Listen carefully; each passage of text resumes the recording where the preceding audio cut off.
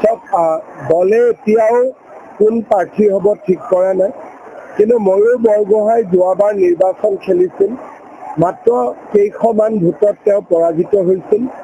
যোৱা 5 বছৰ তেওঁ সামাজিক কাম কাজ কৰি আছে আৰু ৰাইজৰ মাজত জনপ্ৰিয়। কাৰণ অখিল গগৈৰ বিৰুদ্ধে প্ৰাৰ্থী ঘোষণা কৰাৰ আগতে অখিল গগৈ ক'ত উঠিব এইটো জানিব লাগিব।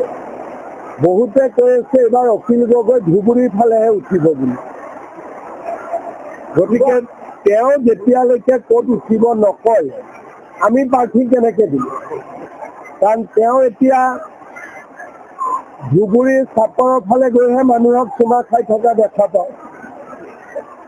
তেওঁকতো কালি গোটেইবিলাকে শিৱসাগৰত চুমা বাবা বুলিয়ে কৈ আছে।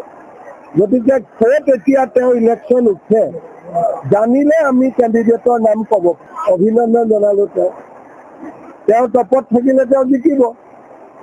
কিন্তু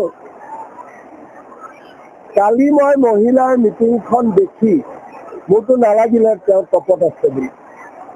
নাজিৰাত সমস্যা বহুত আছে। যোৱা 10 বছৰ বিজেপিৰ চৰকাৰ থাকিলে বিৰোধী বিধায়ক থকাৰ কাৰণে আমি বহুতখিনি কাম কৰিব পৰা নাই।